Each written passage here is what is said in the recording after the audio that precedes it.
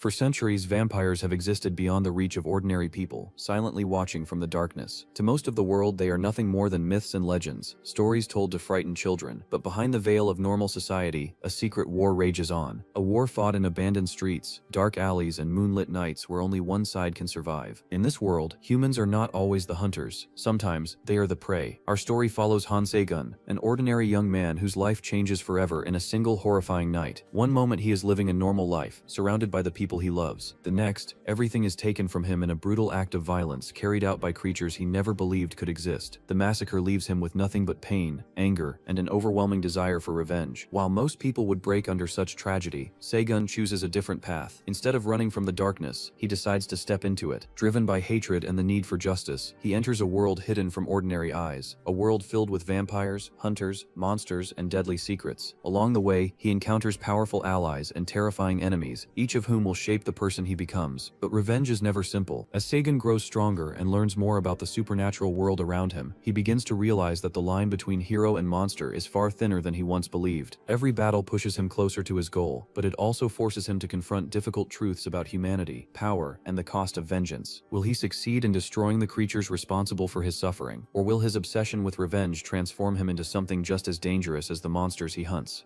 Prepare yourself for a journey into a world where the moon illuminates not beauty, but bloodshed. A world where every shadow may hide a predator, and every choice carries a deadly price. Well, the summary of the story had already been told, so let me remind everyone that before diving in, don't forget to like and subscribe, while also sharing your thoughts in the comments, because even at the end of the world, engagement still matters. Now let's start from the very beginning in detail. Story kicks off under the moonless night. On that dark and silent night, the world's strongest hunter, Sylvester, arrived. Stepping out of his car, he gazed toward the base of the mountain, sensing that something was terribly wrong. Two men sit near a burning barrel inside an industrial area. One of them understands that the other is saying they brought in a new illegal drug, and learns that its name is psychedelic moon. The other man explains that the people who demanded illegal entry gave it to them instead of money, which leaves the listener confused. And one of the men asks if there are any more guests coming. A man steps forward and stops Sylvester, asking where he is from and then politely asking him to show his invitation. Sylvester responds by raising a gun close to the man's face, and indicating if this is what he means. In the next moment, he fired a bullet without any hesitation.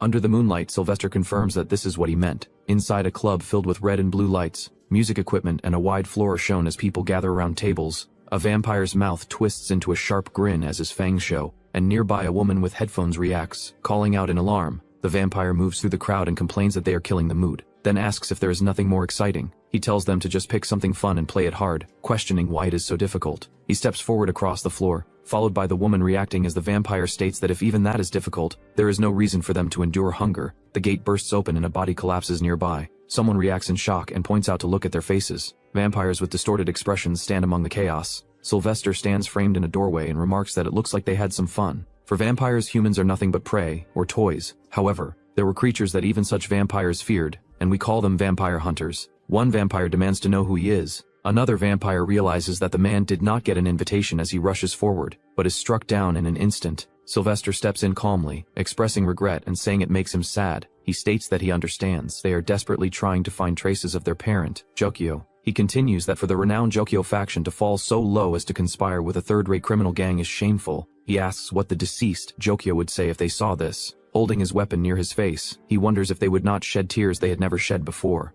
A vampire clenches his jaw as recognition dawns. He states that it is him. Sylvester meets their gaze without reaction. The vampire realizes his identity and recalls the man as a priest expelled from the Vatican, the true demon hunter, Sylvester. The vampire declares that he will adorn the night with Sylvester's blood. Sylvester calmly responds that their guest service is quite terrible. In a blur of motion, bodies are flung aside as Sylvester advances through the hall. A vampire sneers and mocks him, asking if it is because he has no parents. In the beginning, the Lord made Adam from soil, and from Adam's bone made Eve. Death as the holy ceremony of returning to Eden. Sylvester stands amid flying bodies, ashes to ashes, dust to dust. Sylvester stands amid the wreckage and states that he does not think there is any information he needs from these vampires. Even the thought of trying to kill him shows that the vampire is the most useless mongrel among mongrels. The vampire snaps back angrily, shouting for him to shut up as he lunges forward. Sylvester meets the charge head-on. The vampire twists his body midair and strikes again, claws flashing. Sylvester counters and knocks him aside, sending him crashing across the floor. The vampire's body slams down hard, debris scattering around him. Sylvester looks down at the fallen opponent and remarks that he can transform. The vampire launches another attack, swinging wildly. Sylvester cuts through the assault and strikes him cleanly, blood spraying as the blow lands. The vampire is sent flying once more and smashes into the ground.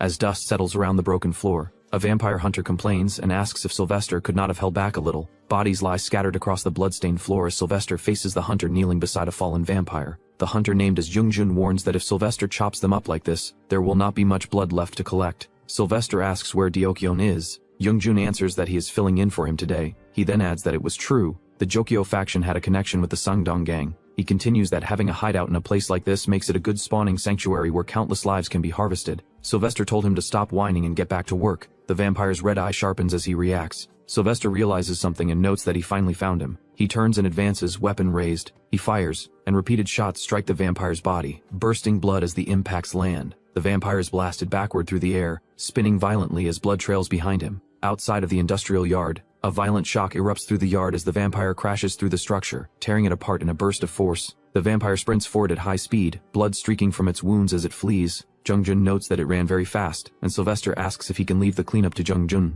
Jungjun suggests leaving the injured one alone since it will probably die soon. Anyway, Sylvester turns back coldly and warns that if Jungjun says something like that one more time, he will die by Sylvester's hand very soon. Jungjun laughs and says Sylvester's jokes are quite extreme, but Sylvester asks if it sounds like a joke. Jungjun agrees to clean up to the best of his ability and tells Sylvester to leave it to him. Later, Jungjun mutters to himself about whether he should really be cleaning up. Sylvester stands alone by the water under the moonlit sky, breathing out slowly and thinking that things are getting complicated, realizing that the target has already lost his reason and is becoming a feral. Under the full moon, Sylvester walks away through the empty streets. Elsewhere, a group of bikers races through a tunnel at high speed as police cars chase them with sirens blaring. A police officer shouts at the bikers to slow down if they do not want to die. One of the bikers laughs loudly and tells them to try to kill them then. A biker leans forward on a motorcycle speeding through the rain, the headlight blazing. Tonight, someone shall become a sacrifice to the moonlit night. For this biker it was a life without any particular worries. A detached house with a garden, a father who runs a business and a mother who is a housewife, a model student older brother,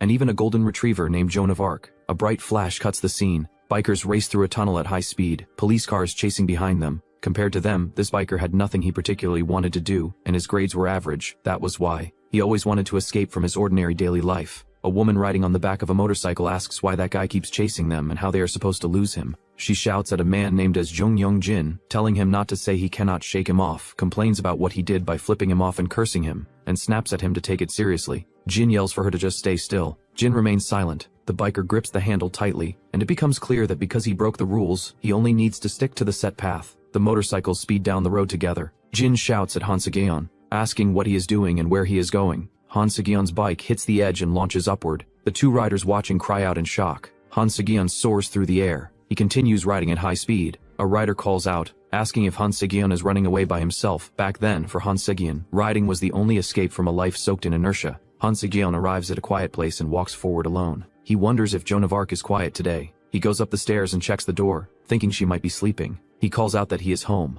As he opens the door, he suddenly notices a strange smell. He realizes it is blood. In the dark entryway where the lights are out, a stench like rotting mackerel fills the air. He understands that clearly someone has entered their house. Holding a weapon, he calls out for his mom, his dad, and his brother. He asks if anyone is there. A large shadow looms behind him. The figure suddenly attacks, and Han Segeon swings his weapon upward while calling out Joan of Arc. A massive creature with bared teeth presses down on him. Han Segeon groans as he struggles and is thrown aside. He forces himself back up, gripping the weapon with both hands. The creature lunges again. Han Segeon wonders if that really is Joan of Arc. The sounds of repeated impacts fill the space. He realizes this cannot be happening, and fears that Joan of Arc might be what he thinks, and then knocks the creature down. Joan of Arc's image flashes in his mind. His attention snaps to the floor, where bodies lie motionless. He cries out in pain and collapses, choking and gagging, then starts vomiting just by the smell. He thinks of Joan of Arc and his parents, unable to understand what happened to their house. The sound of movement draws his attention upward, and he realizes it is still inside the house, on the second floor. Seeing a fallen baton, he doubts it will be enough, and remembers there was a shotgun kept in the study. He drags himself there and finds his brother badly injured. Standing before him, he realizes his brother was hit as well. Han Segeon apologizes weakly, struggling to speak. He tells his brother that if only he had come a little earlier, this might not have happened. Han Segeon grips the shotgun, shaken but resolute, and decides he will kill them all. He checks the weapon and notices there is still warmth left. He concludes that his brother used the gun while he fought. He wonders why the culprit did not take the gun. Holding the shotgun, he thinks that if it comes to this, they might believe he cannot kill them. He moves toward the stairs, and a thought follows that he should have realized it then. He goes down while gripping the gun. He thinks that, however, for his thoughts to reach that conclusion rationally is honestly close to impossible, because a bloodied foot steps onto the floor. He raises the shotgun as a sound rings out. He thinks that, in the first place, that thing was in existence outside of common sense. He feels no feelings or emotions bubbling up, and it feels like his mind comes to a complete halt. He gives an example of seeing a favorite celebrity in real life for the first time. Another example follows about hearing a lame joke, or when you see a beautiful landscape and right now,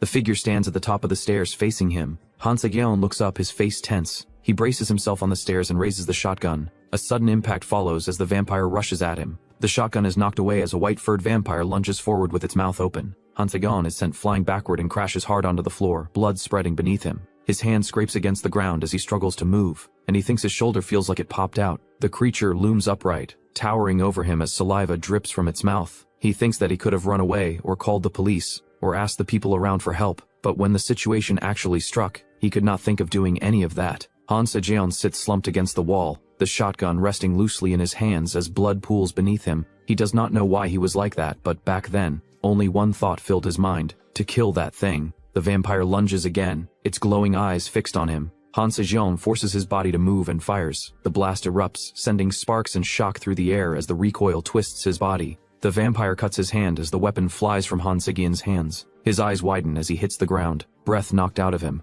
The vampire descends, towering over his fallen form, its limbs stretching unnaturally as it closes in. The vampire grabs him by the head and lifts him off the ground. His body hangs limply as blood drips between them. He realizes that he could not even take revenge properly. His thoughts list his dad, his mom, his brother, and Joan of Arc. The vampire approaches again, its glowing eyes fixed on him. He feels sorry for being this much weak. A gunshot rings out. The vampire's hand is struck, bursting apart as its body is thrown backward. It crashes down, blood spraying across the floor. The vampire convulses, struggling to rise again. A man steps forward saying the vampire finally went and committed it. He raises his gun and fires again. The vampire is struck and thrown backward. The vampire watches the man with cold-blooded eyes. The man himself, Sylvester, cuts the vampire and finishes him off colding, saying that if Han Se-gyeon was going to die, he should have gone alone quietly. Several bodies lie scattered on the ground as Sylvester stands among them holding a weapon, while Han Se-gyeon remains motionless. Sylvester walks toward Han Se-gyeon, who lies wounded on the floor. It is said that there is no one righteous, not even one, and that all people on earth are sinners. Sylvester stands over Han Se-gyeon and tells him to resent him. Sylvester's eyes are shown in silence, followed by a gun lying on the ground near Han Se-gyeon's hand. Han Se-gyeon struggling and bloodied, as Sylvester asks to let him ask one thing and questions whether the gun belongs to him. Sylvester remains silent as Han Se-gyeon lies bleeding on the floor. It is stated that Han Se-gyeon is too good to be killed outright, and that his life until now had been one without any particular worries. Whereas after some time a voice urgently calls out for a student from outside a building. Han Se-gyeon lies near a shotgun on the floor as the word student is shouted again. It is stated that maybe that was the reason, that Sylvester wanted to deviate just as much as others were ordinary. An officer kneels beside Han Se-gyeon and urgently asks if he is okay and if he can hear. He shouts that there is a survivor and calls for personnel to be sent over. Han Se-gyeon weakly calls out for his mother and father. He lies flat on the ground and murmured about his brother. People gather around him, and it is stated that his wish came true. On a TV, reports arrive that a week ago, there was an incident that caused quite a stir among the public. The news anchor reports on a mysterious case involving the death of an entire family, stating that the survivor possesses a shotgun. Another report asks whether the family was bitten by their pet dog, confirms that this is correct, and questions whether they really died from the dog's bite. The news anchor says that the production team said the survivor was holding a shotgun at the time of the incident. A blood-stained shotgun on the floor is shown as the reporter tells again that the survivor possesses a shotgun. He explains that attention is being paid to the fact that the survivor actually fired that gun. A student states that he knows the survivor's brother is pretty smart, suggests it could have been done out of jealousy, and Jin adds that the victim was known for riding a bike, but he was not a thug, and that there was something about him that felt off. A photographer raises a camera and takes pictures. Han Se-gyeon stands facing forward, thinking that he has never seen so many faces in his entire life. The reporters surround him as people ask what happened and urge him to say something. He thinks they demand an explanation, as if they entrusted something to him, and accuse him of shooting them for a reason, asking why he wanted to kill his family like that. It feels like they are trying to find something hidden. A reporter pleads for him to say something as a recorder is held out toward him. A sudden sense of shock is shown as grotesque blood-covered vampire that killed his entire family appears in his thought. Han Se-gyeon is asked what is wrong and whether this is what Han Se-gyeon wanted, saying that even while his family was being murdered, he was peacefully riding his bike. He thinks he deserves to be angry. Han Se-gyeon says no, then shouts that he said no. He runs down the street and it is stated that he ran away from something he does not even know. He cannot remember anything clearly, and that it might also be because he does not want to remember. Han Se-gyeon clenches his fist and cries while thinking that he did not want to believe that what he got himself into was real. When he finally woke up, the monster's body had already disappeared without a trace, and that the arm that was cut off was still intact. as he looks at his blood-stained hand. Everything he went through that day was something that never truly existed, and that he forgot everything. His family's body appears in his thoughts, followed by the image of that monster, then another man. Therefore Han Segion, he had no choice but to leave the house. It is something other people would not believe, and that even so, he could not lock himself inside the house. Han Segion walks alone through a city street at night while people pass by around him. He thinks that the most painful memory he ever had was in that place and he has nowhere to go. Han Segion stands near his motorcycle thinking that there is nowhere for him to go, either inside or outside. He rides the motorcycle through the night. Han Segion stops and looks up, reacting in silence. Sylvester stands nearby as he thinks that this man was definitely someone. Han Segion suddenly rushes forward toward him. He turns and asks whether the man was at his house that night. Han Segion points at Sylvester and says that he was at their house, insisting that it was him. Han Segion raises his voice and says that it was the day the monster came. Sylvester tells him to be quiet and says that Han Segion goes around causing trouble for everyone, adding that he was told not to shout in the middle of the night. Han Segion asks who Sylvester is and what the monster was. Sylvester dismisses it and tells Han Segion to show how good his imagination is. Han Segion asks whether Sylvester is an exorcist. Sylvester replies that it is close enough. Han Segion asks what the monster he saw was, and then asks whether it was a vampire. Sylvester answers that it is correct. Han Segion reacts in shock. Sylvester says that now that it has come to this, he will get straight to the point and asks whether Han Segion drank vampire blood. Han Segion says that some of the monster's blood got on him when he shot it, and wonders if that means he turned into a vampire. Sylvester says it is possible if he did drink its blood. Han Segion looks at his arm and says that means this arm. Sylvester says no, and states that he was the one who stuck it back. Han Segion asks what Sylvester means by that nonsense, and Sylvester questions whether what he saw makes sense. Han Segion falls silent, then asks if there are many vampires out there. Sylvester says that whether there are or not is none of Han Segion's business, and tells him what he needs to do now is return to his normal life. Han Segion looks at him and asks whether Sylvester really thinks that is possible, saying that he lost everything, and asking how he is supposed to return to his normal life. Sylvester grabs Han Segion. Sylvester looks down at him and says that Han Segion thinks he is something special, then tells him to stop whining and says that he is not the only unfortunate one. Han Segion pauses, and quietly says, then. He asks what Sylvester wants him to do. Han Segion says that he saw the monster, and that it killed his family. He saw with his own 2 eyes. Han Segion steps forward, and asks how he is supposed to live without forgetting that, then says it is impossible, and that he cannot do it. He cries and declares that he will get rid of all of them, even if it kills him. Sylvester stands in front of him, watching in silence. Sylvester's eyes are shown as he listens. The moon hangs in the night sky as Sylvester calls Han Segion an annoying brat. Inside a cafe, people sit and talk as the scene shifts. Jung-jun greets Sylvester and says that he is here. Sylvester responds that he told him not to call him by that name. A woman says that Han Segion is here too and remarks that he is the kid who survived back then. Sylvester asks what happened to what they talked about. Jung-jun tells that it seems the person they are looking for left Korea. Sylvester sits down and asks whether they managed to do nothing but track him and lose him again, then trails off. Jung-jun questions why that guy was brought there and says he looks too flimsy to be thrown in right now. Sylvester warns that the moment someone lets their guard down, a vampire could break their bones and sever their muscles. Segion then asks how they can fight against those guys. Sylvester explains that this is called psychedelic moon, and that in order to fight vampires, humans must consume it. If it is taken, the pain subsides, and the user becomes able to exert many times their normal strength. However, the more it is used, the more the body breaks down, and relying on this power leads to dying alone, since it is made of vampire blood. If things go even slightly wrong, the user could end up becoming the same as them. Sylvester asks if Segion still wants to take revenge after hearing that, and says they are being told this now. He warned that if Segion steps into the darkness of the night, he will never be able to return to reality. Segion repeats that not being able to return to reality applies to him already. He grips Sylvester's hand and says he already cannot return. Sylvester demands to know what Segion is doing and asks who told him to take it now. Segion pushes forward, and Sylvester reacts to the sudden movement. Song Deok-yeon watches and remarks that Segion is absurd but has some fire in him. Song Deok-yeon introduces himself as a vampire hunter, and Sylvester tells him that he will leave Segion to him, instructing Song Deok-yeon to bring Segion to a point where he will not die easily. Song Deok-yeon responds that there is no other choice and accepts the task. Song Deok-yeon places a hand on Segion's head and welcomes him to the world of the Mad Moon. Sylvester orders the women present there named as Song Hui to immediately search for a boat to Mexico. Segion reacts in confusion and asks if Song Deok-yeon is going abroad, then asks who will train him. Outside, Sylvester dismisses it as ridiculous and questions whether Segion can even be made useful. Song Deok-yeon answers that he will have to try hard, and Sylvester says he will repeat welcome again. He welcomes Han Se-gun to the world of the Mad Moon. 1 year later, at the Benia Club, several black cars are parked along the roadside. A car door opens, and a man named as Cheon Young-hoo,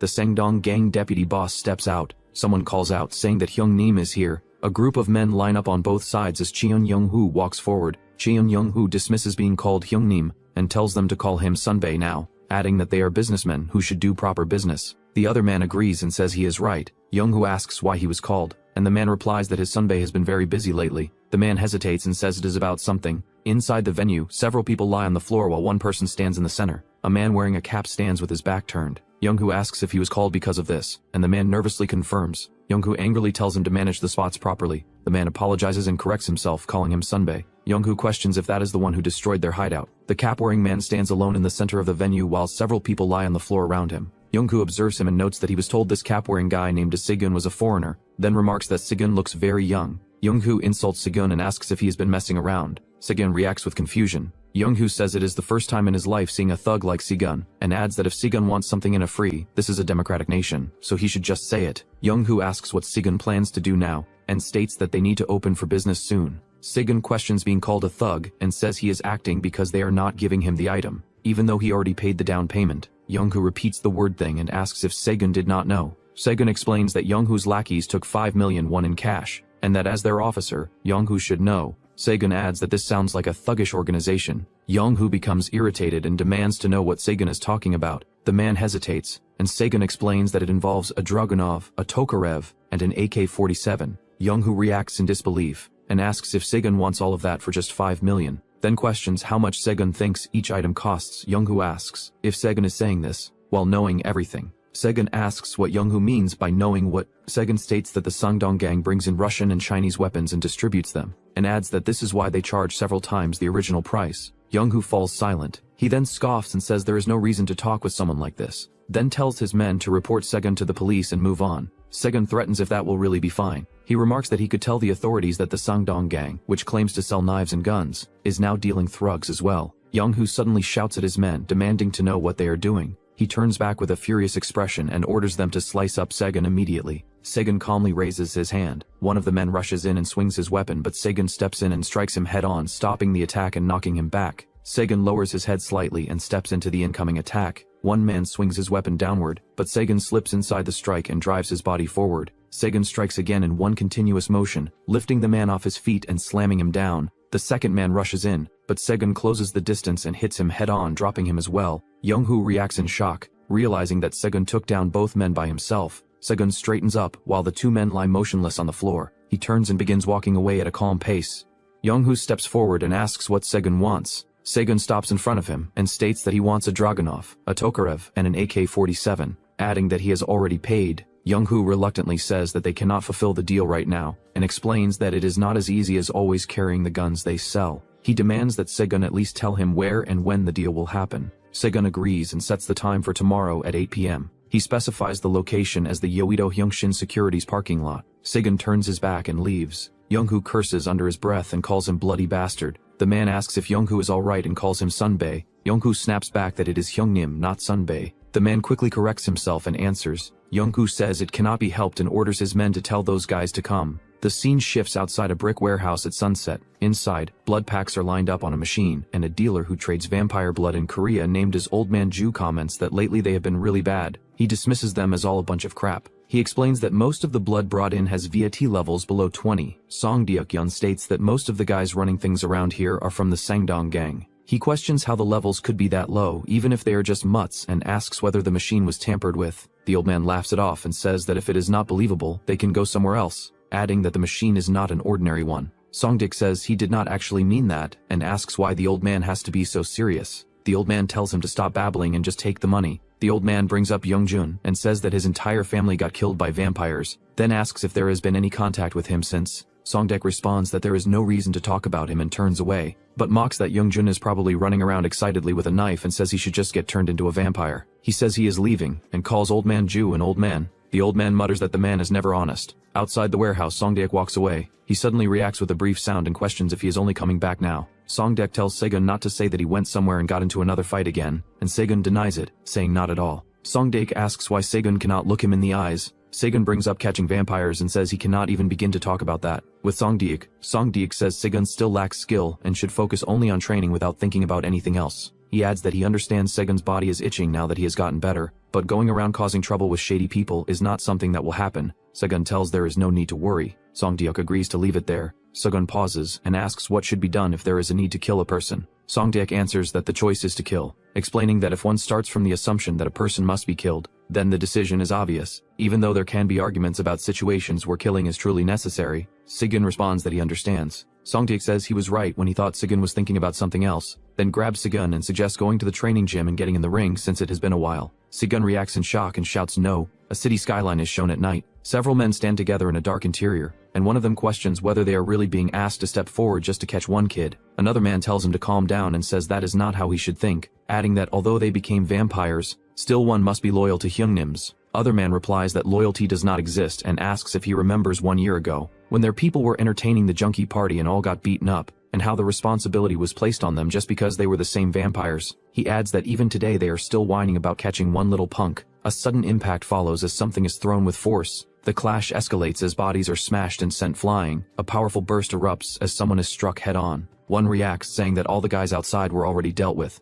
and adds that even though it has not been long since they became vampires, they were still valuable assets. Both vampires stand together, and one asks if he is done having fun with their little lump of blood. He asks what they should do since they cannot give what was asked for. Segun replies that there was no expectation of getting it anyway. Both vampires react in shock. Segun stands holding a sword and says that nothing else can be expected from bullies. He adds that if he plucks out their canines and sells them, that should be good business. In past while training, Songdeok mentions that the vampire who killed the family is most likely belonged to the Sangdong gang. Segun reacts by questioning the Sangdong gang. Segun asks whether this means vampires are working together with gangsters. The fight resumes as Segun charges forward and strikes Songdeok, forcing him back. Segun follows up by twisting his body and delivering another heavy blow. Songdeok is sent flying as Segun's attack lands cleanly. Segun closes in again and drives a powerful strike into Songdeok's body. Songdeok staggers as Segun continues pressing the attack. He remarks that Segun's strength is impressive. He then asks if Segun knows why Sylvester is called the hunter of true vampires. Segun questions, why bringing up that now? Songdeok mentions that Sylvester killed the true vampire known as Jokyo. Segun asks about what that means. He attacks while blocking the attack. Songdeok tells that the true vampires are those who are extremely powerful beings, with an VT that usually exceeds hundreds of thousands. They regenerate faster that sunlight can destroy them, so they can operate in day 2.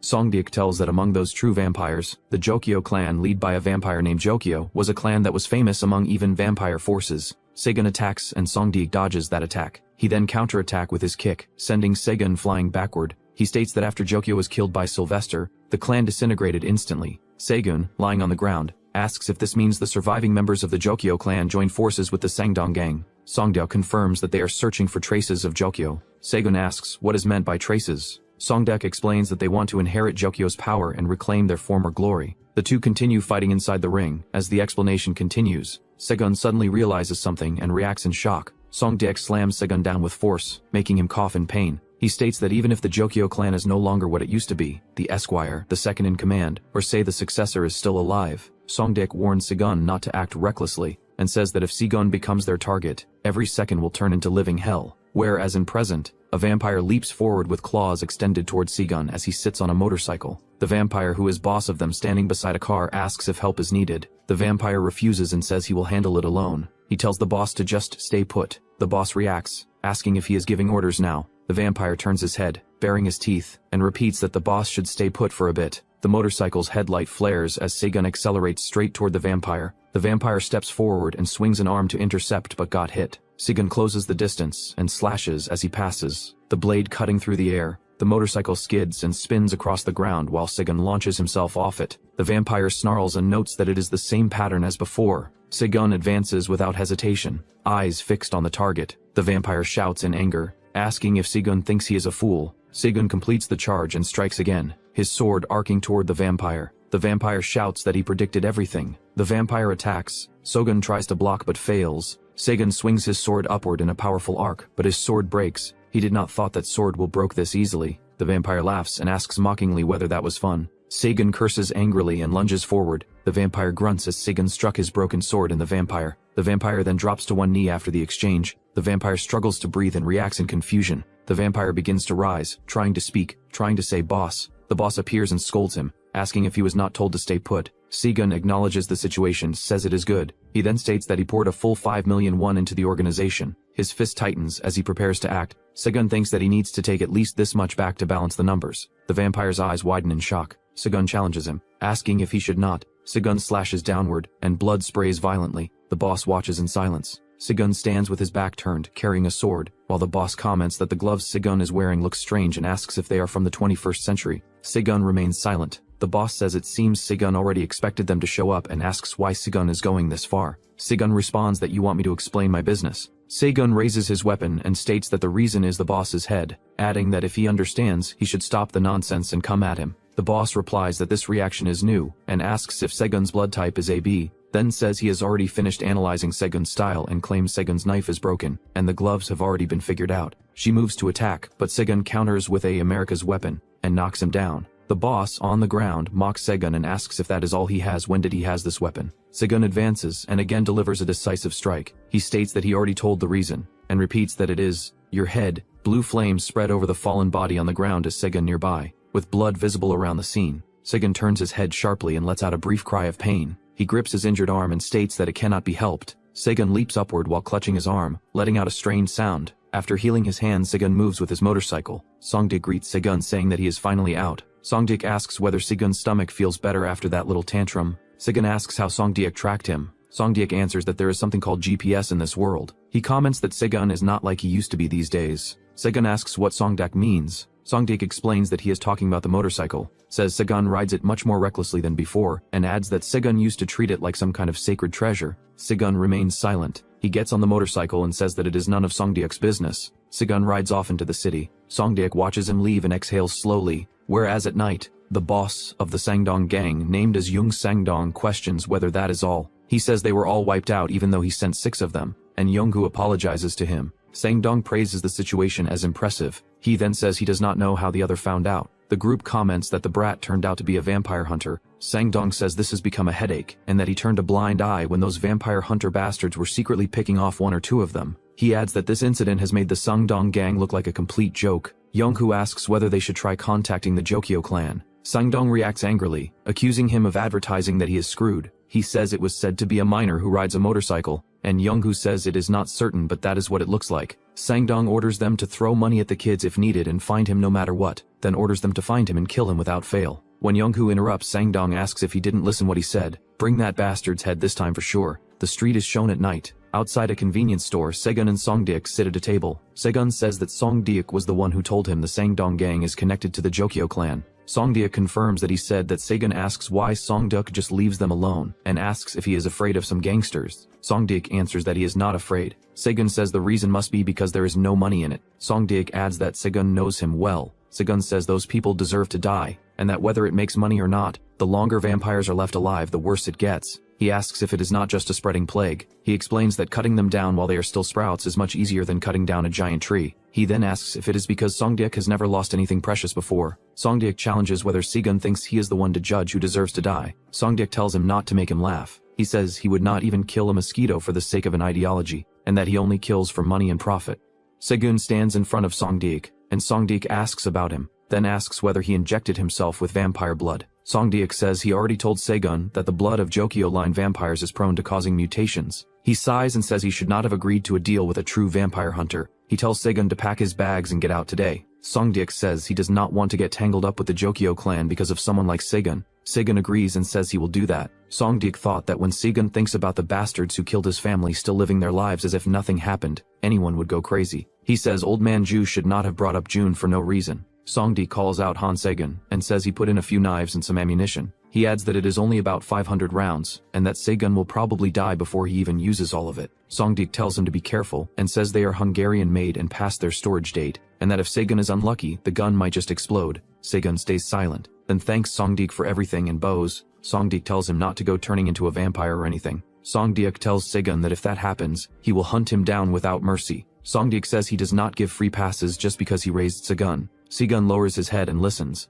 That night was a night where the moon was so beautiful. Segun rides a motorcycle down a street at night, and it was enough to bring one to tears. A group stands around a burning barrel. A man introduces himself as Cheon Yonghu from Sangdong Credit Loans. Someone asks what else he wants. Yonghu says there is no need for a long talk, and asks who their leader is, saying he needs to speak with him. Jin replies that it is him and says he has no business with someone like them. The group reacts, and Yonghu clicks his tongue. He says he tried to play nice and complains about young brats being disrespectful these days. Several vampires reveal their red eyes and sharp teeth. The vampire pins Jin to the ground and holds him down as Jin groans in pain. A woman covers her face and cries out. Young-hoo tells the others not to bend Jin too far because he needs to hold the handlebars. He mocks that this brat is supposed to be a biker. Jin yells for them to stop and says he will do it. Young-hoo looks down at Jin. He orders a man to bring something over. The man asks what he means. Young-hoo says he means the bag of money in the trunk. After that he says this is the down payment. He tells them to use it to tempt them with new bikes or buy some meat and do whatever they want. He then orders them to make sure the green-haired high school brat is brought before him. He asks if that is all understood. Jin nods weakly. Young-hoo says this is a warning. One of the vampire grabs Jin by the head and forces him down, making Jin cry out in pain.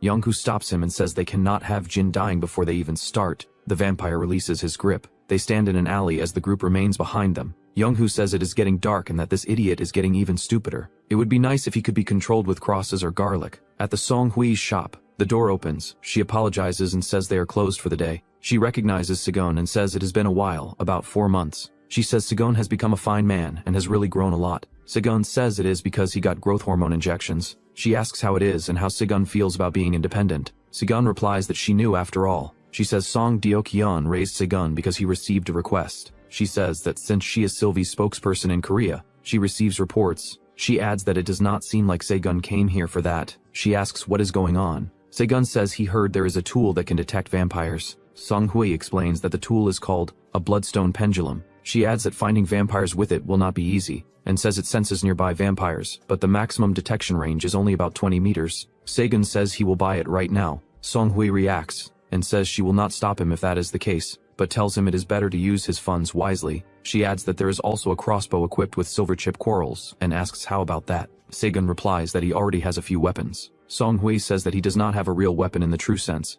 and asks if Old Manju refuses to sell psychedelic moon to him. Segun says it is probably because he is reluctant to deal with a minor. Seong Hui says there is no other vampire dealer as reliable as Old Manju, and adds that he must just be a man of principle. She suddenly realizes something and reacts. Segun looks at Song Hui in confusion. Song Hui moves and says she has a few items that are only about VT13, and asks if she should give him those, saying this will be a secret between the two of them. She shows him a small vial. Segun thanks Seong Hui. Segun finishes. Song Hui informs him that cards are not accepted. Segun acknowledges this and leaves. Later, Segun is alone outside as time passes. He recalls when Sylvester asks whether Segun consumed vampire blood and tells him not to whine, adding that misfortune is not his alone. He then welcomes Segun to the world of the crazed moon. Segun wonders if a year has already passed and questions whether Sylvester will even return to Korea. Jin calls out to Segun, saying it has been a long time, and that he has changed so much he was hard to recognize, asking if it has been about a year. The group approach and comment that Segun looks well, and that it is no wonder he could not be found no matter how much they searched. They ask what happened to his hair, and remark that he has grown tall, asking if he remembers them. Segun responds by asking who they are.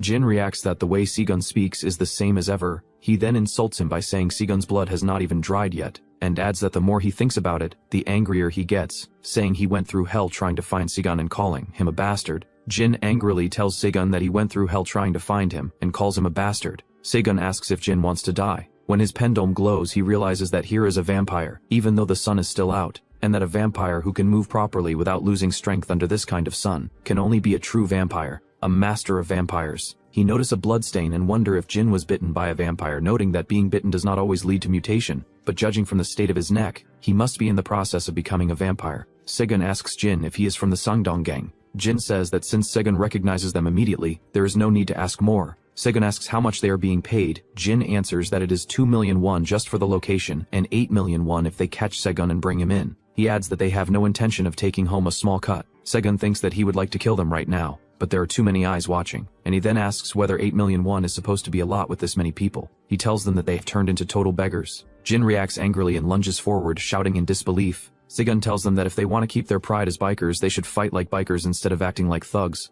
Both of them move to their motorcycles and spread out onto the road. A man explains that since it is a cannonball, Segun should already know the rules, and states that the finish line is the entrance to the Gyeonggan Expressway. Before race starts, let me tell you that a cannonball is a long-distance race with no rules. Jin remarks that it has been a while since they rode together like this. He says that Segun should have behaved a bit better, just a little more gentle. They might have had a relationship where they could share a can of beer. Segun then falls silent. Segun tells Jin to take a good look at the sunset, saying that it will be the last sight he ever sees. Jin dismisses this as nonsense. The man raises his fist with a can and brings it down in a sudden strike. Segun rides ahead, as motorcycles surge forward at high speed, their engines roaring while the road curves sharply. Jin chases closely behind on his motorcycle, pushing forward aggressively as the bikes weave through traffic and take a hard turn. The motorcycles skid across the road, scattering debris as they race past cars below from an overhead view. Jin laughs loudly while riding and mocks Se-gun, saying he must not have ridden his bike in a while, and asking why he has gotten so slow. He adds that Se-gun is all washed up. He calls out to Se-gun, asking if he is listening.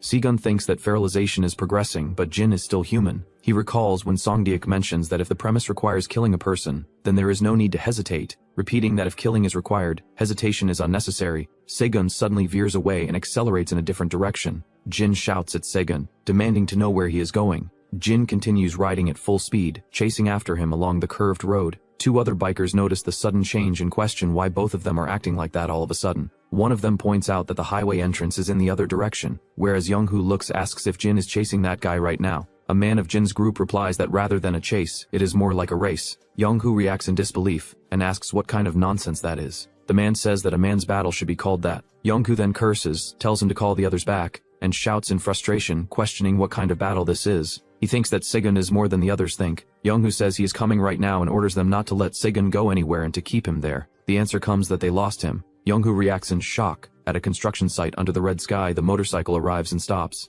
Jin calls out to Se-gun by name. He rides in and shouts at Se-gun, questioning whether he is running away in the middle of a race. Jin insults him, saying this is not what a man does and calling him a coward for fleeing. Se-gun responds that Jin just said he would not do it. Jin reacts in confusion. Se-gun strikes Jin in the neck while Jin is on his motorcycle. Jin coughs violently as the motorcycle loses balance and crashes. Se-gun stands over Jin, who lies on the ground beside his fallen motorcycle. Se-gun says that whether it was 1 year or 10 years does not matter. Jin should have ignored someone like him forever. Se-gun looks down at Jin, and says that it is painful. Jin lies on the ground, bleeding from his mouth. Se-gun says he will make it easier for Jin, and tells him to drink. Se-gun says that Jin might even survive. Jin's body reacts as something spreads inside him. Jin realizes that it does not hurt and finds it strange. Jin feels power overflowing. Jin's body convulses as the change intensifies. Jin lets out a distorted scream as his body transforms. Se-gun watches calmly as blue energy surges around Jin. Jin curses Se-gun and asks what he did to him. Whereas the group gather near parked cars and motorcycles, Young-hoo at the front stares ahead with a tense expression. He raises his arm and signals the others. Jin was no longer human. They saw the construction site under a red sky as smoke spreads. They reach there. Jin was a human whose feralization had already progressed. The blue flames continue to burn around the fallen motorcycle. Young-hoo looks shocked as he watches. Se-gun thinks that it was an unavoidable choice. It was necessary to kill. Although Se-gun did not know in what instance it would be necessary to kill a person, such a case did exist. A memory shows Jin riding a motorcycle, smiling, saying they could have been friends who shared a can of beer. Se-gun thinks that it existed, that kind of case in which there is always a necessity to kill. He motorcycle rides along the road at sunset, whether it really existed. A crowd stands at a crosswalk at night as people wait to cross the street. Someone politely asks to be excused. Inside a bar, a server stands holding a notepad and looks toward a seated customer. The server hesitates and asks what the customer would like to order. The seated man relaxes on the sofa and reassures the server that it is fine, adding that the server can speak Korean. The man smiles calmly and states that he understands everything. The server responds with relief and asks what she can get for him, and the man asks if they have champagne. Someone suddenly calls out for master.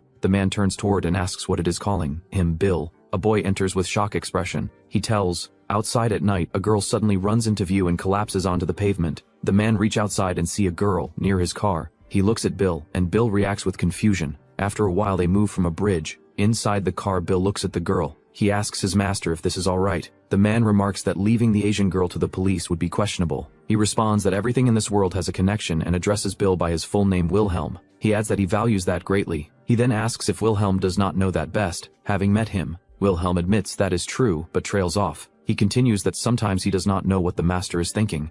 The man laughs and says that connections are not always rational. He proudly declares that he is a romanticist, and we got to know that he is a true vampire named as Phantom. A wide view shows the city at night spread out below. Phantom stands as Wilhelm reports that he returned that girl to the medical Yonsei center. Phantom praises him, saying good job, and remarks that he should go visit her sometime. Wilhelm asks why his master cares so much about that Asian girl. Phantom asks if he didn't told that he is a romanticist. Wilhelm opposes that his master do realize there is no such things as romanticist. If you are running away from your work, he says, if his master truly wants to find romance, then he should first finish his all works. And once that's done, then he don't care if his master buy flowers or do whatever else. Phantom remarks that flowers are good idea. He then asks if Wilhelm looked into it. Wilhelm confirms yes. He states that it was on TV recently and the girl's name is Yoon Mi Hee, and that it is said she was sexually assaulted by her classmates. After a while, Wilhelm remarks that, as expected, she was not an ordinary lady. He says that 6 high school girls instigated the grape. He adds that on the 4th, 6 students, including Miss W from a girls' high school, were booked without detention.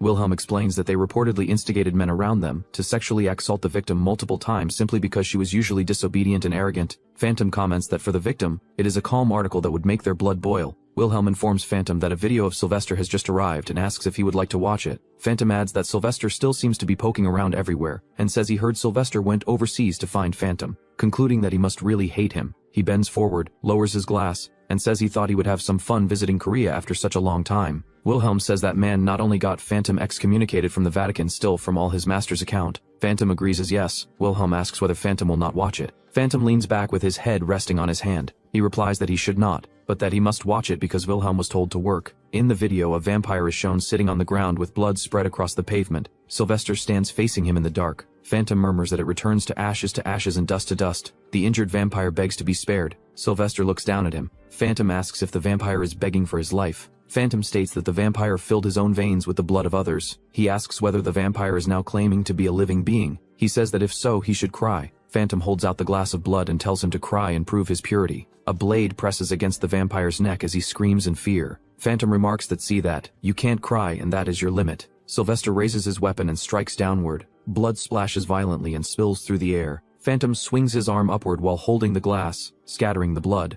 Sylvester looks at the camera that was recording and shows middle finger. Phantom says that he has not changed. He adds that his repertoire never varies, and calls him a failure as a poet, addressing him as Sylvester. Whereas we see Sagan on second day, he leans over a toilet and struggles, unable to eat anything. He thinks that it was an unavoidable choice. Sagan leans over a toilet and vomits violently. He recalls Songdek saying whether Sagan is going to judge and decide if someone deserves to die. Songdek says the idea is laughable, and tells him not to make him laugh. Sagan pauses and wonders what he was supposed to do. A cup of instant noodles remains untouched on a table. Sagan sits alone outside a convenience store under an umbrella. Sagan watches people passing by and wonders where they are all going so diligently. Sagan wonders what they are so busy with. A girl approaches and politely asks to be excused. Sagan reacts with confusion as she addresses him. The girl asks Sagan if Simone ever told him that he looks like Kurt Cobain. Sagan thinks that people do ask him if he is interested to join any group or something, but this is first time hearing something like this. A man interrupts the girl, and she says that's why she hate this. The man with his group questions if she is deaf or cannot hear what he is saying.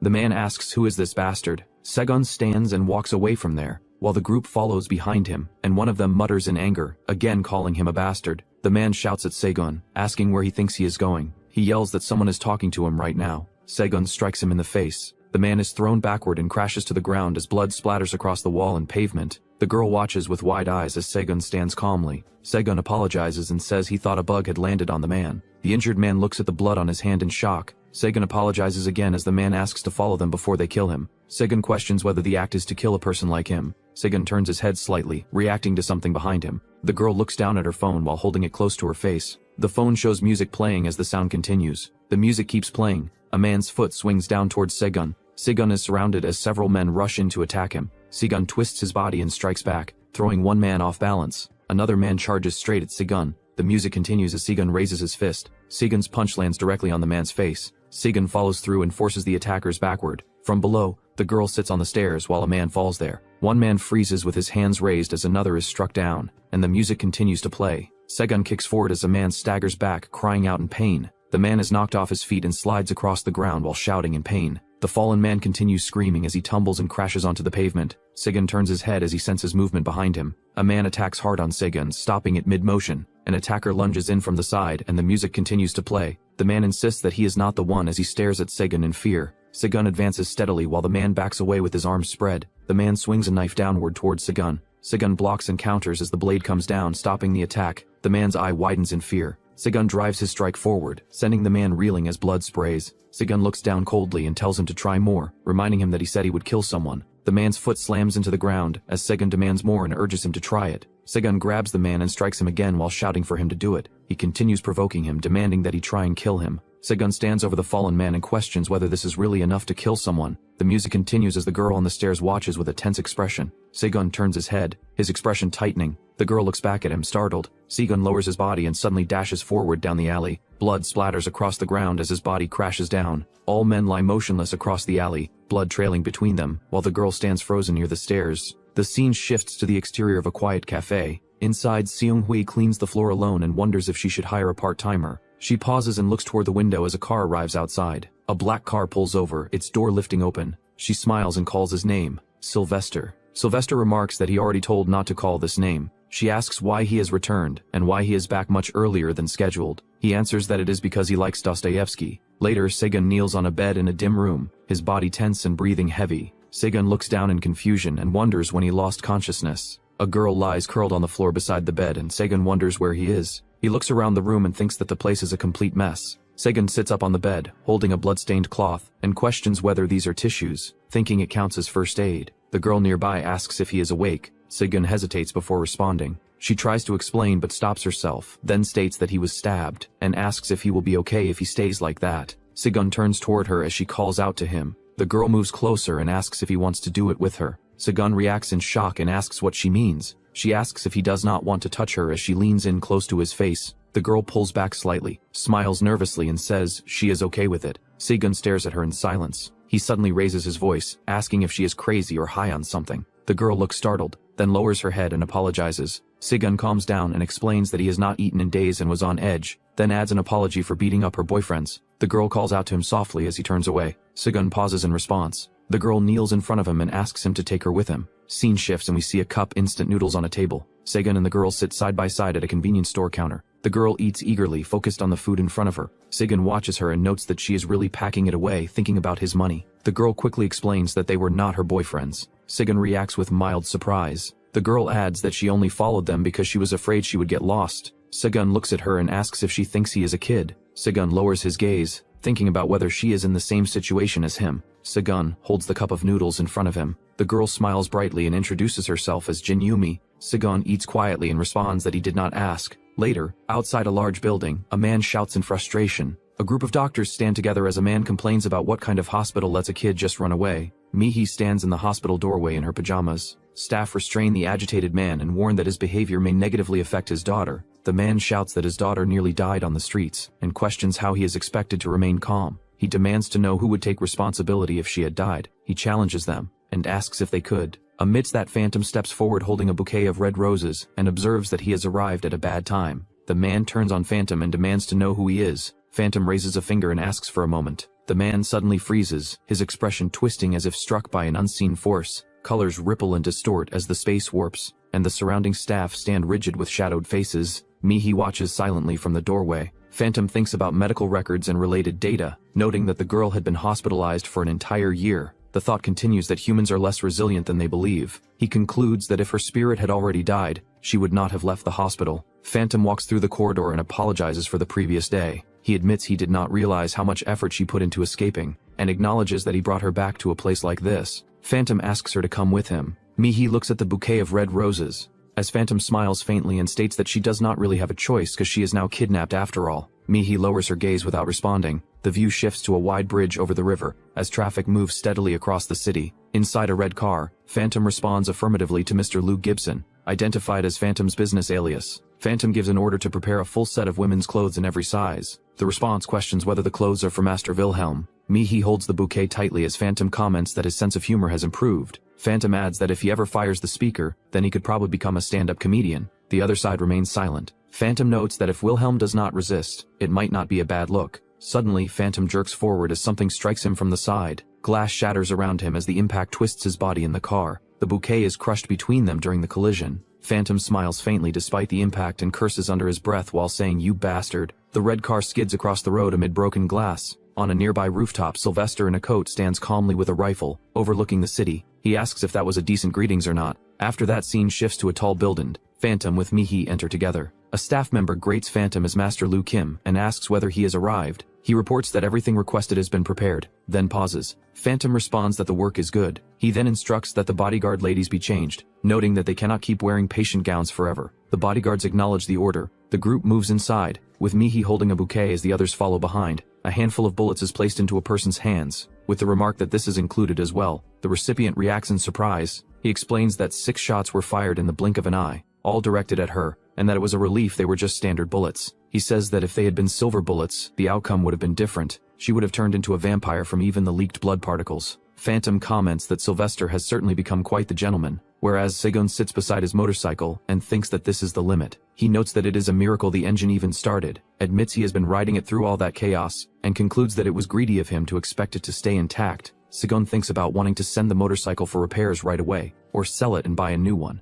then admits that he has no money. He looks down at his empty wallet while sitting beside the motorcycle. He wonders why the old geezer refuses to trade, and notes that he is not going to stop fighting vampires just because the man says no. He recalls being told that minors are not accepted, and decides that he needs to sell this vampire blood soon. He concludes that he will have to find another dealer willing to trade with a minor and questions how to do that. Yumi suddenly appears in front of him and happily calls him Kurt Cobain. She leans in close, and Segun reacts in confusion as she says her legs go numb. Yumi cheerfully asks where they are going now, while Segun notes that she is talking as if they have already been somewhere together. He responds that it is late, and that they should go to sleep. She asks where he lives. Segun tells her not to ask things like that, and instead asks about her friends. Yumi explains that they all went to meet their boyfriends, and that some of them went home too. Segun tells her that she should go home as well, then asks if her parents will not worry about her being out this late and wonders if she ran away from home. Yumi answers that she does not have any parents. She looks down and states that she is an orphan. Segun then tells her to get on the back and says he will take her home. They ride through the road together on the motorcycle, cars passing by as Yumi leans against him and closes her eyes. She thinks herself as a delinquent girl, an authoritative and tyrannical father. Yumi's father tells her to just die. Yumi's mother, crying and bruised, states that rather than living such a tedious and miserable life, she would rather just die. Resentment at being treated like a possession, and she kneels alone before her parents' funeral who died in an accident. She thinks that this is the fulfillment of a twisted wish. After that, she simply surrendered her body to the madness, repeating days in self-destruction. As Segun rides the motorcycle with Yumi behind him, he thinks that he cannot offer comfort or support, that he cannot live his life for her, and that he cannot take responsibility for her either. Segun thinks that even though Yumi talks without any rhythm or reason, after hearing her story 3 or 4 times it starts to make sense on its own, and he wonders if it is because she is similar to him that he understands her so well. He recalls Yumi suddenly asks Segun if he wants to do it with her. Segun reacts, thinking of her as a crazy girl. The motorcycle speeds through the road, the sound of the engine filling the night. They arrive at a quiet street, and Segun stops the bike, telling Yumi that they are here and that she should go inside. Yumi asks where he is going now, and Segun answers that he has to go home too.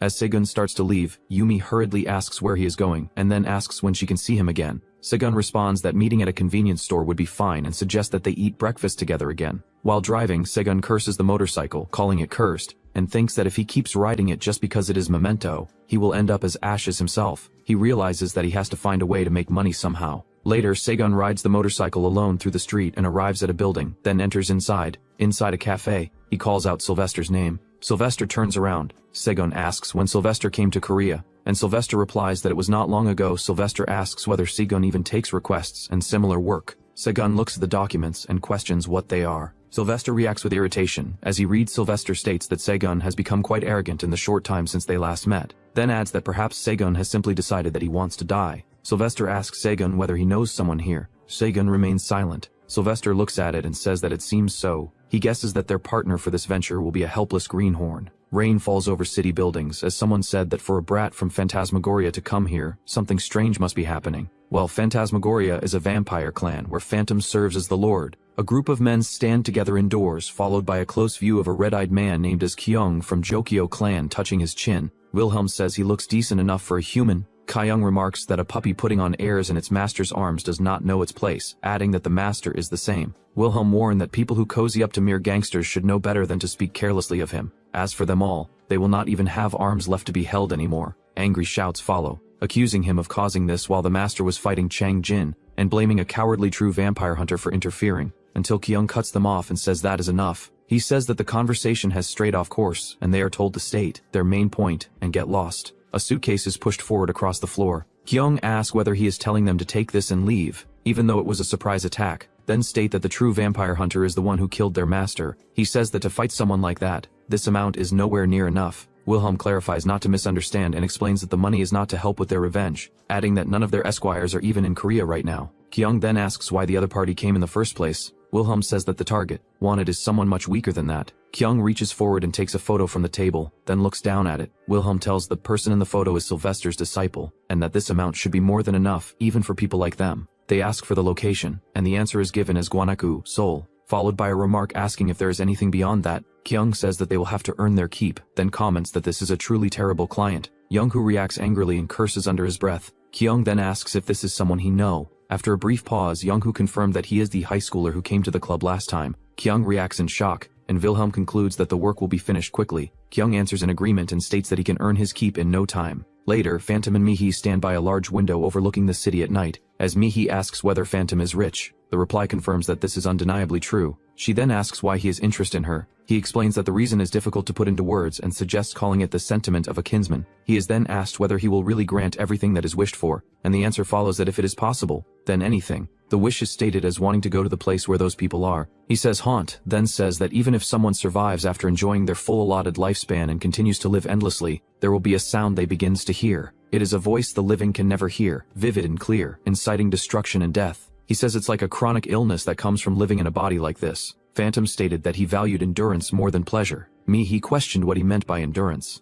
Phantom explained that endurance was the strength to live through the world while bearing pain, and that if something had to be protected through endurance, even the flames of hell could feel sweet to a little lady. Mihee asked if he truly believed that. Phantom answered that he did. Phantom said that he did not intend to force his values on her, but if she kept living, good things would surely happen. Mihee questioned whether they truly had. Then she called him a liar. Phantom said there were days when he could more or less believe that lie, and that was the truth. Mihee stated that it did not matter anyway. Phantom thinks that this was the worst and that he had no lingering attachments to life. He thinks it would not be so bad to get revenge, and addressed the child who would become the youngest of his bloodline. Mihee turned her gaze to the side and began to move. Phantom held Mihee close in front of the window. Wilhelm approached and told Phantom that he had said the Jokyo clan. He widened his eyes in shock and called out to Phantom. Phantom was seated while Mihee lay against him drinking his blood. Wilhelm clenched his teeth as dark energy gathered around him. Phantom reached out his blood-stained hand and told him to come along too before he changed his mind. He remarks that witnessed the beginning of new era. Meanwhile, Sylvester describes Phantom as a filthy, disgusting creature. No matter how long he may have lived, his body has rotted to the core from drowning in wealth and power. And yet, Sylvester questions whether he truly believes he can save humanity or something. Sylvester states that he is not even a god. Sigun turns slightly and asks what he will do then. Sylvester says, "Bang." Sigun lowers his gaze in silence, then begins walking away. Sylvester calls his name, Sigun. Sigun pauses and catches a small object between his fingers that Sylvester throws. Sylvester explains that the target of pure hatred comes from the woman taken in by the Vampire King. Sigun stands in the light while Sylvester tells him to choose wisely. Sylvester warns him not to be an idiot. Later, Sigun rides forward through the rain on his motorcycle as the engine roars and the bike speeds ahead. Sigun's vampire-detecting artifact suddenly appears in the center of his chest and glow. He leans forward over the motorcycle and continues riding through the storm. A large vampire in the form of a bat flies above him in the dark sky. Sigun looks up and recognizes it as bats. A massive shadow drops down toward him from above. Sigun shouts as the dark shape crashes down. The monstrous vampire with glowing red eyes lunges forward in a wolf-like form, bearing sharp fangs and snarling. Sigun bends lower over the motorcycle and accelerates as the engine roars again and the bike surges forward. His motorcycle bursts across the wet road at high speed. Watching from behind, a female vampire refers to him as this kid and asks whether he is the brat lord mentioned. The male vampire answers that it looks like it. From above, the road stretches through the rain while Sigun speeds away on the motorcycle. The female vampire notices the weapon and reacts with surprise, wondering who that is and how he managed to get a real gun. She adds that gun possession is illegal in Korea. Sigun suddenly pulls the motorcycle upward. The front wheel rises high as the motorcycle tilts vertically in front of the female vampire. She stands facing him, while the motorcycle lifts toward her. Sigun calmly raises the handgun and points it toward the female vampire. Gunfire erupts as the shots strike near him. She shouts that Sigun scared her. She twists the motorcycle and throws it away. The male vampire watches as the motorcycle flies upward into the rain. Sigun lands on the ground. The female vampire mutters that this is bad. She comments that the brat is pretty skilled. The male vampire immediately responds that she just sucks. She reacts with surprise. In the rain, Sigun remains crouched on the road as the confrontation continues. He stands in the rain holding 2 guns and notes that there are 3 rounds in the Tokarev and 5 in the Type 54. Even if he empties all of them into the vampires, he does not think he can win. The female vampire leans forward and remarks that, well, anyway. Dark whip-like appendages extend from her body and lash outward. Behind her, the male vampire approaches across the rain-soaked road. The female vampire lifts one of the dark appendages toward her mouth and wonders if she should refill what she has spilled. Sigun suddenly moves forward across the wet road. He shouts for them to move, calling them sons of bitches. He raises both guns and fires upward. As the muzzle flashes burst through the rain,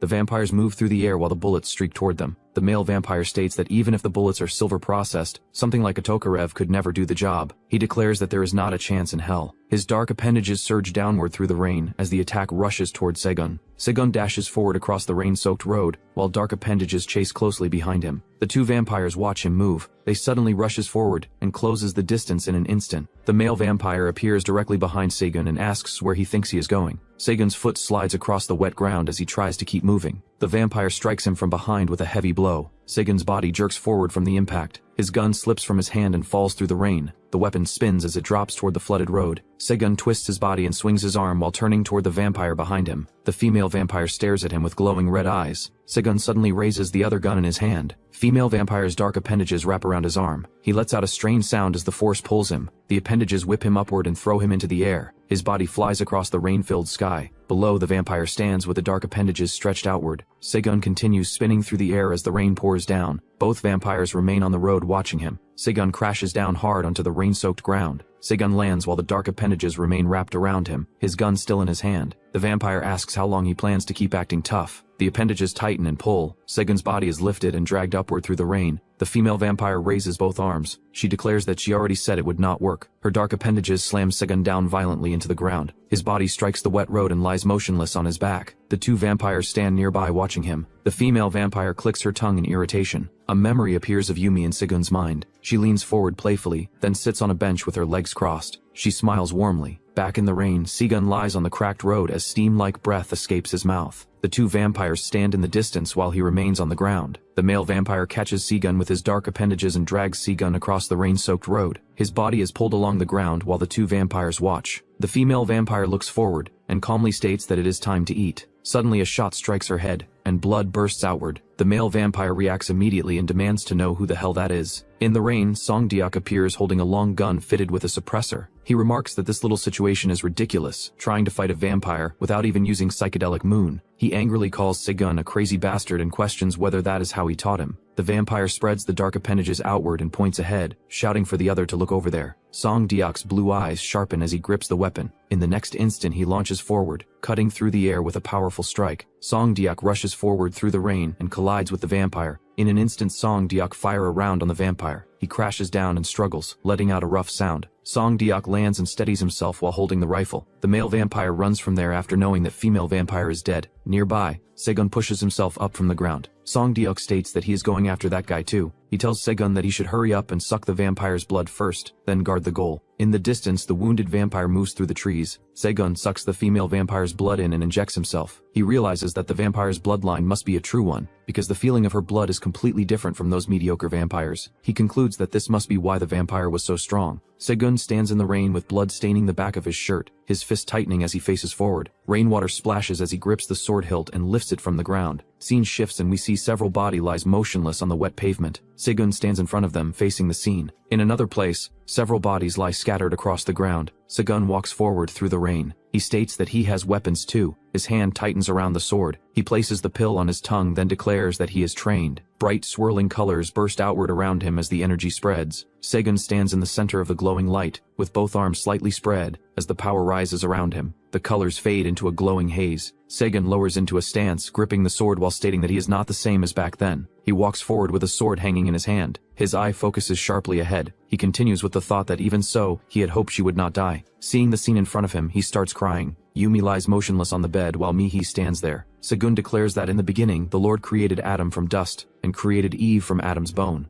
Death is a holy ritual of returning to Eden. Segun points the gun on Mihi's head. He declares ashes to ashes and dust to dust. Meanwhile, rain falls as Sylvester stands holding his sword while the male vampire stands injured. Sylvester attacks and his strikes tear across the male vampire as blood bursts outward. Songdiak reacts that if the body is shredded like that again, he will not be able to draw a blood sample and asks for something to be left intact. Below them, blue flames burn across the ground. Sylvester states that there is no time to explain and tells him to go get the kid quickly. Songdiak wonders if Sylvester is not coming with him. Sylvester explains that too many eyes are watching now, and Songdiak asks whether something else is out there beside phantoms. Songdiak's expression tightens with worry. He asks if it could be Tetra Annex. Flames suddenly burst upward and spread across the building. Later, Songdiak stands beside the vehicle while the firelight reflects across the street. Headlights shine across the wet road. Songdiak asks Segun if he is okay. Segun stands at the doorway holding a red bag while blood stains the floor beneath his feet. He looks forward and quietly asks if Songdiak can give him a ride. Red emergency lights flash in the rain as fire trucks rush toward the burning building. Firefighters jump down and run toward the flames. From above, the fire spreads across the structure while smoke rises into the rainy sky. Sylvester stands on a balcony overlooking the city and the burning area below. Rain falls around him as he remains still. lightning flashes in the sky, while several cats gather around his feet. Sylvester quietly tells them to spit it out. One cat lowers its head and drops several bullet casings onto the wet ground. Sylvester stands among the animals while rain continues to fall. Well, some time ago, scene shifts at a building named as Arjuna. Sylvester arrives there. Inside, Sylvester sits facing Phantom. Sylvester remarks that Phantom must have lost his mind by barging into Arjuna like this. Phantom explains that he has a matter to discuss that requires this level of discretion. Sylvester observes that Phantom has spent all this time avoiding him, and asks what changed his mind to come here in person. Phantom admits that before that, he knows it is a bit late to bring it up, but he cannot play the part of the weeping vampire. He tells Sylvester to go pester some other true vampire instead. Sylvester tells him to stop the nonsense, and asks why he is here. Phantom suggests that Sylvester should not be so cold, and proposes that they simply chat for a while. After all, it is not as if they are short on time, since they have near infinity at their disposal. Sylvester remarks that hearing someone who steals human time just to survive preaching about infinity is something he has neither the patience nor the interest for. He leans forward and demands that Phantom explain his real purpose for coming here. Phantom looks toward him and addresses him as Sylvester. He advises him not to try so hard to get on Tetra Anax's bad side. Sylvester remarks that a vampire worrying about a vampire hunter is touching. Phantom answers that it is not worry but a warning. Sylvester questions what would happen if he refuses to play nice. He then places his gun on the table and asks if Phantom is looking for a fight. Sylvester looks down at the weapon and responds that he would not mind settling it right there. Phantom then explains that their position is quite different from the days when savagery was the only law, and that for him to engage Sylvester like a common brute now would be a violation of his aesthetics. He sets his cup down and continues that regardless of what Sylvester may think, Phantom declares that he is the king of vampires and the king of humans. He adds that today marks a special occasion, a day to bestow the gift of vengeance upon the newest child of their bloodline. He pauses and looks toward Sylvester. Phantom remarks that he hopes Sylvester will not make him too angry, calling him his dear stalker. He then states that now that he has addressed the business Sylvester was so keen on, he will take his leave. Sylvester watches him silently. Phantom comments that the coffee was good. Later, in the rain outside, Sylvester stands holding the small casing while thinking that trying to send Deok Young with him out of concern was pathetic. He then notices Sigun and Song Deok approaching. He asks what were they thinking not even retrieving the shell casings. Sigun sits on a bench. Sylvester approaches and remarks that in the end it seems Sigun could not get what he wanted. Sigun addresses Sylvester by name. Sylvester lifts his head slightly. Sigun asks if he looks like Kurt Cobain. Sylvester responds that Sigun's head must be scrambled because he is talking nonsense. Sigun leans back on the bench under the rain and laughs loudly. He then leans forward and covers his face with both hands, while the rain pours over him. From above, the empty rooftop area stretches under the heavy rain while a distant fire burns across the city. The scene shifts to a tall city building. In an alley, 3 men stand outside a building. One complains that the boss is such a jerk, saying there are not even that many customers but he piles on a ton of work. Another agrees and remarks that when the boss is alone he never does any of it himself. The first man adds that it is not like they can report him to the labor office. Another responds that the boss still seems like a decent guy to him,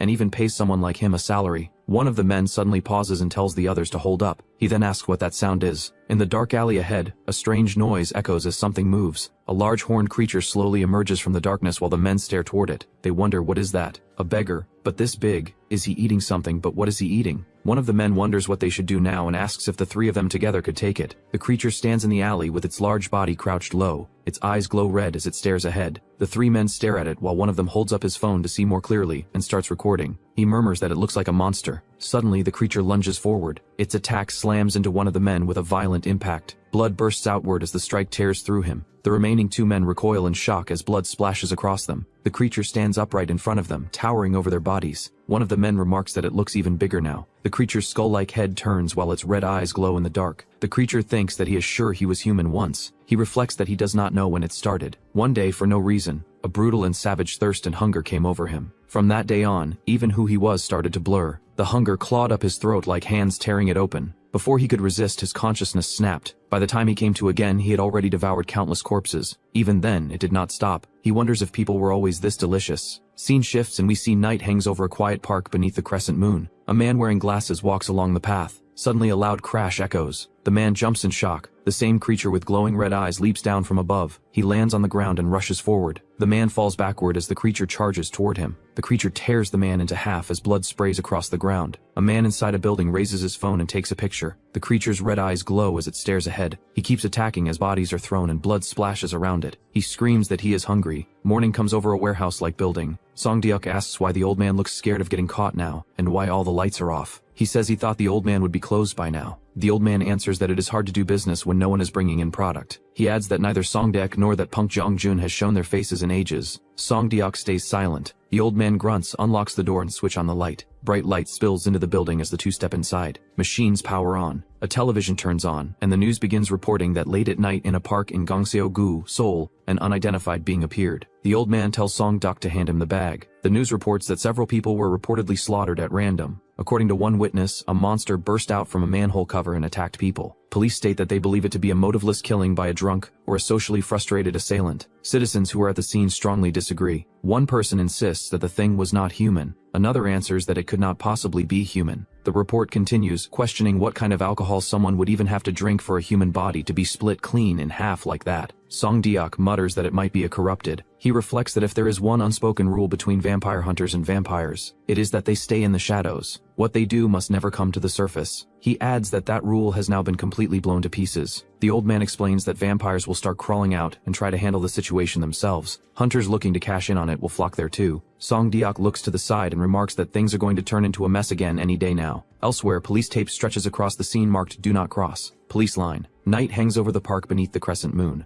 Near a row of vending machines, the creature crouches low on the ground, its body hunched and still. Suddenly, a fast strike slams into it, sending its body crashing across the ground as blood bursts outward. The creature scrapes along the pavement and stops. Two male vampire walk along the path nearby, and Kyung comments that it is quite a racket. The creature crouches again in front of them. He remarks that people trying to sleep nearby are going to wake up. The creature's skull-like face lifts, its red eye glowing as it growls. The vampire named as Yuhu tells Kyung to move and casually calls out toward the creature. He lands in a low stance, his clawed hands extended. Yuhu turns his head slightly, a red glow shining from his eye as he smirks. He urges the creature to come on. The creature lunges forward toward him. He rushes straight at it. In the next instant, his claws tear through the creature's arm, slicing it open as blood sprays through the air. The creature snarls, its skull-like face twisting as its red eyes glow. Yuhu slams down with another strike. The creature reels back. It suddenly grabs him and smashes him down into the ground. He crashes hard and gasps in pain. The creature lifts its arm high and attacks. Suddenly Kyung interferes and attacks the creature. The creature is hit by a massive blast-type attack. Yuhu insists that he did not need his help, and that something like this could have been handled alone easily. Kyung warns that this is not a game and tells him not to let his guard down. He remarks that in comics this is exactly the moment when they always let the enemy get away. Yuhu quickly tells him not to jinx it. Suddenly a bullet pierces Yuhu's head. Kyung turns his head and calls out. The creature appears, holding a gun. A burst of gunfire erupts. Explosions and bright flashes tear through the area as bullets rip across the ground and bodies. Kyung hides behind a tree. He shouts in anger and calls the attacker a crazy bastard. He steadies himself and breathes heavily. Suddenly he screams in fury. His body shifts as horns rise from his head, and his form changes. His eyes glow intensely. He glares forward and declares that the little bastard will definitely be killed by him. Well, Yuhu lie motionless on the ground while blood spreads beneath him. The creature's shadow looms over his body. The creature stands nearby with its glowing red eyes and twisted form. The next morning, inside the cafe, Song Hui at the counter notices someone and asks if Segun is there. Outside, a motorcycle is parked in front of the building. She remarks that she does not think she has seen that bike before, and wonders if it is a new ride. Segun answers that it is. He explains that he was lucky enough to find a dealer willing to trade with a minor. Song Hui observes that he looks well dressed. She adds that he is starting to look like a real hunter. Segun asks where Sylvester is. She replies that Sylvester is sleeping upstairs and is probably waking up around now. Inside a dim room, Sylvester sits on the floor holding a gun. Segun steps into the doorway. Sylvester raises the gun and points it forward. Segun looks at him calmly. He remarks that it is good to see him again. The gun remains aimed directly at Segun. Sylvester tells Segun to break the habit of barging into people's rooms while they are sleeping, warning that one day he might get shot for it. Segun walks further into the room and remarks that hearing that while Sylvester is dressed like that ruins all credibility. Sylvester then asks what the matter is. Segun explains that it is about the case that has been all over the news lately. Sylvester clarifies that he means the monster that openly killed people in the park. Segun repeats the question and asks what Sylvester thinks about it. After a brief pause, Sylvester remarks that, as he thought, the country still does not have its vampire clans properly sitting behind the wheel of society, which is why things like that are running loose. Segun looks at him and questions what he means by leaving it alone, pointing out that people are dying out there. Sylvester answers that it is a corrupted, and that if left alone it will die on its own. He then tells Segun not to come to him for answers because he is not his private tutor. Sylvester adds that besides that, whatever the situation is, he wants to know what it actually means to Segun. Segun responds that Sylvester says that, but there must be something more to it. Sylvester lets out a quiet sigh and explains that the blood of a corrupted is worthless. He continues that a corrupted only ends up dragging out executioners. He explains that a corrupted is the result of a botched mutation and becomes so consumed by thirst and hunger that it no longer bothers hiding what it is. This means those people will crawl out to protect their clan. He loads a round into the gun. He then mentions the executioners. Sylvester explains that they are high-class vampires who were practically impossible to track before. Segun realizes that they are using the corrupted as bait. Sylvester confirms that this is exactly the case. He adds that for hunters who work for money it is a wonderful opportunity. He watches his phone that reports introduces itself as Vamplic Finder and welcomes the user, explaining that it is a source for the latest linked information. Segun looks and wonders what it is supposed to be. Sylvester tells him to stay quiet. The news then announces that it has a piece of information hotter than anything else right now, and that everyone must be eager to know it. The corrupted currently roaming soul has been identified as the former hunter Jong Jun. Sylvester quietly acknowledges that it is this one. He remarks that this situation is going to become a very cruel business for Song Diak. Scene shifts. At a container yard at night, a group of men met beside a truck. A case filled with stacks of money was placed on the ground, and one of them told the other to check it out. A man named as Kenneth Yang crouched beside the case and examined the money. After a moment, Kenneth Yang, an arms dealer, decided that everything looked about right. He then opened the back of the truck while the others watched. Inside, a collection of rifles and other firearms was displayed on racks and shelves. Kenneth Yang closed the truck and commented that he would prefer they did not kill people out in the open if possible. They were guns after all. After a brief silence, Kenneth Yang got into the vehicle while the others remained nearby. The red-eyed man raised his gun and mocked Kenneth Yang as a stupid fool. He questioned why anyone would buy a gun if not to kill people. Kenneth Yang glanced back and warned him that it would be best not to do anything stupid. Standing beside the truck while several armed men surrounded him, he added that if someone got on a competent arms dealer's bad side, all the weapons they were holding would eventually become scrap metal. With a gun aimed at his back, Kenneth Yang calmly continued and wondered whether their Mosquito brothers had any long-term vision. The red-eyed man pressed the gun against Kenneth Yang and demanded to know if this was really the time to act so relaxed. He reminded him that the weapon was loaded and insulted him for being an idiot. Without turning around, Kenneth Yang pointed out that if a hole were blown through his head right now, they would have nowhere to get bullets in the future. The red-eyed man hesitated and lowered his weapon. Another man then claimed they had merely been joking. He remarked that a competent arms dealer was indeed different. He noted that Kenneth Yang remained completely calm even with a gun aimed at his back. Kenneth Yang pointed out something even more important. He remarked that a human trading with vampires was already fascinating enough on its own. The vampires listened as he continued that aiming a gun at an arms dealer was a thoroughly disagreeable matter. Leaning against the vehicle, Kenneth Yang paused and thought. He then raised his hand and flicked his fingers. Afterward, he casually announced that next time he would be charging a 10% surcharge, and told them to keep that in mind. The red-eyed vampire stared at him and questioned what he meant by next time. A moment later, laughter broke out among the group, and one of them answered that he would keep that in mind. Kenneth Yang watched them leave, then let out a relieved breath. He muttered that the children of Hecate were ugly beyond compare. He rubbed his face and complained that those people truly had no manners, just as the rumors claimed. He felt that encounter had taken 10 years off his life. Scene shifts. As Song Diak drove away, he received a message saying, perhaps they had changed while hunting the Juk-Yi clan vampires. It could simply be a side effect of Psychedelic Moon. Everyone knew there was a bounty on that corruptor. He wondered why they cared so much about a corruptor that brought in no money, but it seemed they believed their very survival depended on it, and the reward was an enormous 100 million won. Thinking about it, Song Diak found the situation unbelievable. Vampires had placed a bounty on vampire hunters. He then remembered a piece of news. At the southern end of Yanghua Bridge, near Han River Park, a police officer's body had been found on the ground beside a patrol car. The report stated that the monster had appeared again. The terrifying creature with glowing red eyes stood among the wreckage and bodies. The news had only delivered the information, leaving the judgment to others. Meanwhile, the monster looked toward two vampires standing above. One wondered if the police can handle this creature. One remarked that even if this was a remote corner of the East, they should not underestimate the police of this country. The creature suddenly charged forward. The long-haired vampire moved and stopped it, telling it not so fast. At the same moment, countless red threads spread through the air and surrounded the battlefield. The threads struck the creature from every direction, cutting into its body and sending blood flying. The creature let out a painful scream as the attacks continued to tear through it. The long-haired vampire called out to Echelon and asked why he did not finish it. Instead, he suddenly shouted for Echelon to move. A sharp attack pierced through the long-haired man's body. Blood burst from the wound as he was thrown back and crashed onto the ground with a cry of pain.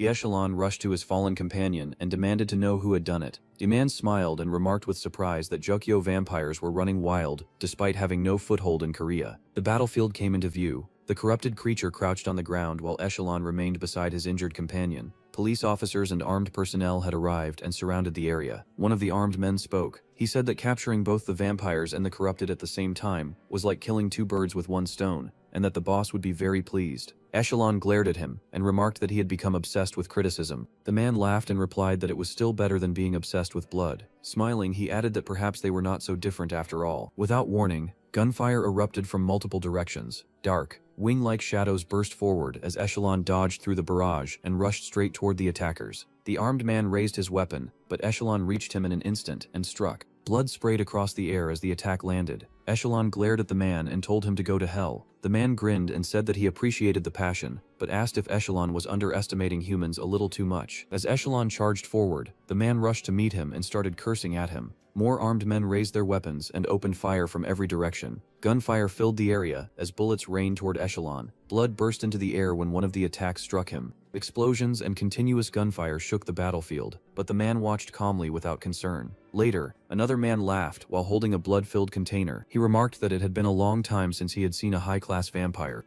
The armed man carrying a rifle warned that since they were dealing with Jukyo's blood, they had better be careful not to ruin the goods. The armed man noticed something and looked up in confusion. In the distance, someone shouted for them to stop and leave that guy alone. The bald man turned toward the voice in surprise. Looking back at the creature, or say corrupted vampire lying on the ground, the bald man wondered why they would catch him. He explained that the man was currently nothing more than high-grade bait. The corrupted vampire remained sprawled on the blood-stained ground while the armed man says that even if they let him loose, the vampires would gather on their own. He added that settling for a measly 100 million would be a waste. He then asked for the transmitter and told someone to bring it to him. At that moment, the corrupted vampire suddenly moved and lunged forward at high speed. The man rushed through the air and crashed into the corrupted vampire, knocking him away. He grinned and wondered where he should stick it, asking if rumors would spread that he had put it in a good place. He immediately slammed into the corrupted vampire and drove the attack into his body. The corrupted vampire swung his body and knocked a man to the ground. Watching the scene, someone reacted with interest. The corrupted vampire landed on all fours and steadied itself. Seeing that, the man remarked that this was good, and that he was still lively. The corrupted vampire then sprinted away into the distance along the riverside road, while the group watched him go. The man grinned and called everyone to move out. With the armed group gathered behind him, he declared that the night fishing was starting now. Later, several vehicles sped down the road at high speed. Inside one of the cars, the man suddenly noticed something ahead, and wondered what it was. A large truck rolled forward, and several armed vampires stood on top of it, the same vampire that bought weapons from Kenneth Yang. Seeing them, the man's expression changed in alarm. He shouted for the driver to turn the car around immediately. A blonde vampire aimed a rocket launcher and fired. The rocket streaked across the road and slammed into the vehicles. A massive explosion erupted, engulfing the cars in flames and debris. One vehicle burst through the fire and continued forward while burning wreckage scattered behind it. As the attack continued, several armed vampires calmly advanced and opened fire. The highway became littered with wrecked and damaged vehicles as smoke and flames filled the area. The man ended up sitting on the ground beside a damaged vehicle. The vampire wondered what this was. The man sat against the overturned vehicle, while the vampire recognized the newcomer as the alchemist bastard's lackey. The blonde vampire stood before him, drank blood, and wondered why he had not seen him in the States. He questioned whether that man had come to Korea. The man glared at him and clicked his tongue, cursing the children of Hecate. Sitting beside the overturned vehicle, the man mocked the vampires and wondered since when vampires had become so weak that they needed heavy armor. As the vampire tightened his grip on the blood packet in his hand, he dismissed the idea of weakness and said it should be called preparedness. The blonde vampire crouched beside him and mentioned that people were saying the god demon hunter who killed Jokyo and Chongjin was in Korea. He added that coming to a country with someone like that while completely unarmed sounded much more entertaining. The man forced out a grin and thought that the blonde vampire had a point. The blonde vampire aimed the gun to the man's face and shot, then bared his fangs with a wide smile, ordered his men to search him because there had to be a tracking device. The others immediately searched the dead man and others. A device was found, displaying a map and a tracked location on its screen. A vampire checked the device and concluded that it was connected only to FM. Satisfied with that answer, the blonde vampire simply remarked that it was good. A grin spread across his face as he suggested having a quick midnight snack. Someone struck the vampire holding the device beside the overturned vehicle. Black blood burst from his head as he coughed and struggled. The blonde vampire stared at the scene in surprise and realized that cellular rounds had been used. An explosion erupted behind him. He quickly turned toward the source of the disturbance. Veins spread across his face as his expression hardened. He recognized the arrival of a true vampire hunter. Under the moonlight, Sylvester stood on a high point with a sword in hand and a gun on his shoulders, overlooking the battlefield. He looked down at the scene and remarked that they seemed to have many unwelcome guests today. And with this, we've come to the end of today's episode. If you stayed till the last second, drop your thoughts about this story, and in the comments, guess what our MC will do next. A quick like helps more than you think, and subscribing makes sure you never miss what comes next. Thank you for watching, and check out this video right here.